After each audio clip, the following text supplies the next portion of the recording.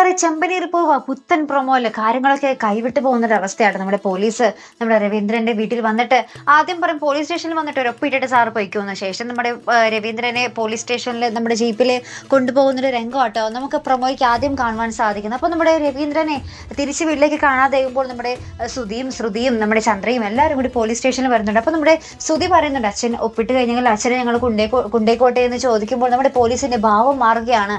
ഒരിക്കലും നടക്കില്ല, പെൺകുട്ടിയെ നിങ്ങൾ കണ്ടെത്തി ഇവിടെ കൊണ്ടുവന്നാലേ ഇയാളെ ഞാൻ വിട്ടേക്കോളൂ, അല്ലെങ്കിൽ നിങ്ങൾ എല്ലാവരും കൂടി ജയിലിൽ കിടക്കേണ്ടി വരുമെന്ന് നമ്മുടെ പോലീസ് പറയുന്ന ഒരു രംഗമാട്ടോ ഒന്ന് കാണുവാൻ സാധിക്കുന്നത്. അപ്പോൾ നമ്മുടെ വഴിയിൽ കൂടി ഇങ്ങനെ നമ്മുടെ അച്ഛനെ പോലീസ് ഇങ്ങനെ കൊണ്ടുപോകുന്നത് നമ്മുടെ രേവതി കണ്ടു കാണും. അപ്പോൾ രേവതിക്ക് ഇങ്ങനെ കാര്യം അന്വേഷിക്കുമ്പോഴാണ് ഈ ആക്കളുടെ മോനെ ഏതോ ഒരു വലിയൊരാളുടെ മോള് തട്ടിക്കൊണ്ട് പോയിരിക്കും, ആ പെണ്ണിനെ കിട്ടാതെ അയാളെ വിട്ടുകൊടുക്കില്ല എന്നാണെന്ന് പറയുന്നത് കുറച്ച് നാട്ടുകാർ നമ്മുടെ രേവതിയോട് പറയുന്ന കുറച്ച് രംഗങ്ങളും തന്നെയാട്ടോ നമുക്ക് ഇന്നത്തെ പ്രൊമോയിൽ കാണുവാൻ സാധിക്കുന്നത്. ഇങ്ങനെയൊക്കെ ആയിരിക്കും തീരും കഥ.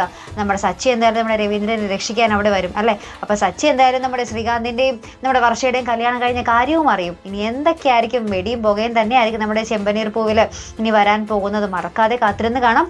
അപ്പൊ ഇതുപോലെ പ്രൊമോ റിവ്യൂസിനും എപ്പിസോഡ് റിവ്യൂസിനും ഒക്കെ നിങ്ങൾ മറക്കാതെ ചാനൽ സബ്സ്ക്രൈബ് ചെയ്യുക. അടുത്തൊരു വീഡിയോയുമായി വരുന്നത് വരയ്ക്കും ഗുഡ് ബൈ.